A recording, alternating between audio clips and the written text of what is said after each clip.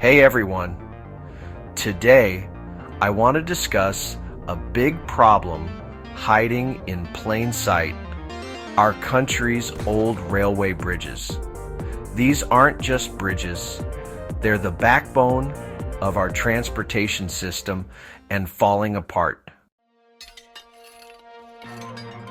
Let me paint you a picture. Imagine bridges built decades ago, now rusting and crumbling. We're talking rusty metal, cracking concrete, and loose rivets. It's not pretty. Water and salt are eating away at these structures, and some bridges are so old, they're from your great-grandparents' time. This matters to all of us. Pieces of concrete could fall onto tracks, trains might derail, scary stuff. And water erosion is weakening foundations. These issues are getting worse every day. Now you think this is just an old to train bridge video. I can assure you it's not. Stay with me because we will soon let you know what the video is about. So, back to bridges.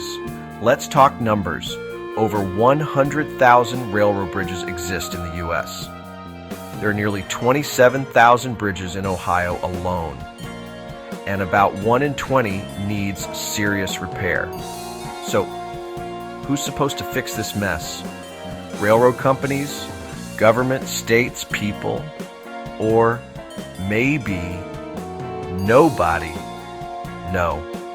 It's time to get into my deep down the rabbit hole world.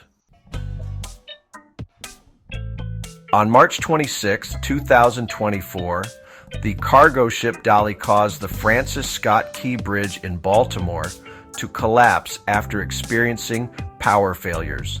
The 947-foot vessel lost power twice while leaving port, striking the bridge at 1:29 a.m.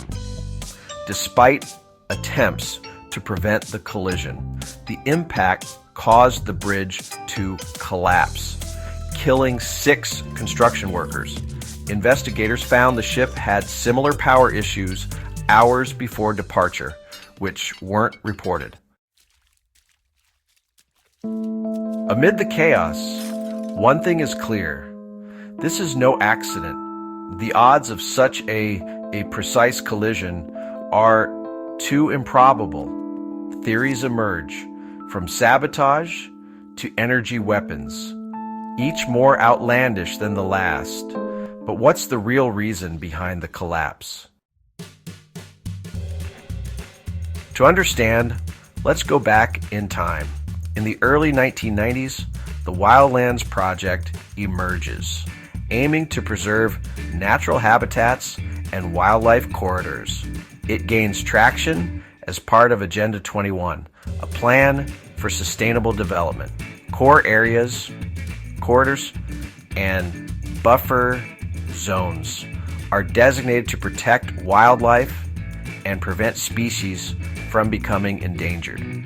President Bill Clinton supports these initiatives, reintroducing wolves and implementing policies to limit development and protect biodiversity. Similar efforts continue under President Obama, focusing on reducing carbon emissions and expanding protected areas. However, funding shortages hinder infrastructure repairs, leading to neglect and risks to public safety. Rural communities suffer as bridges disappear, pushing residents towards urban areas. Over 40 years, countries like Africa, South America, Canada, New Zealand, and China have implemented similar projects, moving people back to cities. These efforts are part of the Earth Summit discussions dating back to the 1968 Club of Rome and subsequent summits in 1972, 1982, 1992, 2002, 2012, and 2022, including the Paris Agreement. Sure, these projects include core areas, corridors, buffer zones, and high-density urban areas. Strict restrictions on human entry into the core or corridors are planned for these areas, intended to consume 80% of all land on Earth. To speed up the rewilding, or the Wildlands Project in the USA, they created and used the Bureau of Land Management, which has inspectors who do not permit landowners to utilize their farms and country lanes. They kick off the logger ranchers and many farmers. They do not permit well drilling or rainwater collection from gutters. They monitor the wells and water usage. They will soon require barcodes for each raised vegetable ground or farm animal. They create new codes, ordinance rules, and zoning changes daily. Many landowners can no longer utilize their properties as intended. They remove beachfronts and riverfronts for the sake of nature. They change the land usage, fire, flood, and weather maps so that mortgage and insurance companies cannot provide loans or coverage. Many locations, like the Everglades, are getting larger and larger core areas as they remove people's land. In the cities, NGOs fund projects like only changing streets to one-lane bike lanes and adding roundabouts.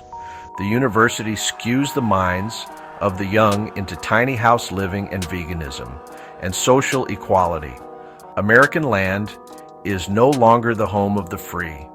It is becoming the land of free for the animals. And this is happening all over the world concurrently. Now you are wondering what this has to do with the Dali bridge collisions. So, this bridge collapse triggers more division, and this divide is the one between the city and country folks. The city folk will control the vote, and the country folk will continue to lose. By 2075, roughly 80% of America will be cores, corridors, and buffers for the animals. Today, neglect of dams, bridges, and roads has resulted in hundreds of small ghost towns.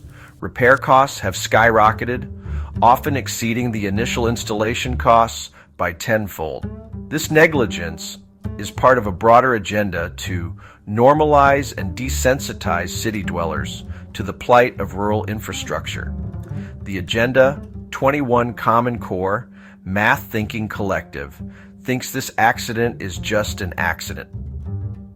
If you do the math, this ship is 7 million minutes old. 1 out of 7 million minutes was under one of the most significant bridges, with only 2 main superstructural supports. During this maintenance minute, the ship quickly turns and engines thrust into the main column supper. You have a better chance of winning your state's Mega Million lottery 3 times in a row. This is a socially engineered plan. They never waste crises. This desensitizes the collective. The bridge collapse catalyzes societal shifts, aiming to pit city dwellers against rural residents. It's not just about the accident, it's about triggering a normalization of neglect, widening the divide between urban and rural populations. It's a deliberate effort to shape collective perceptions and further sow seeds of discord and division. Welcome to Agenda 21, which is now at warp speed. And remember, this accident was to desensitize and normalize the city collective.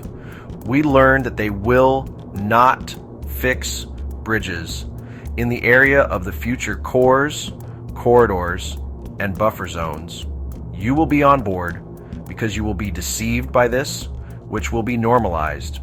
Please like, share, and ring the bell for additional videos. Below is also a link to my Amazon books, which you can purchase.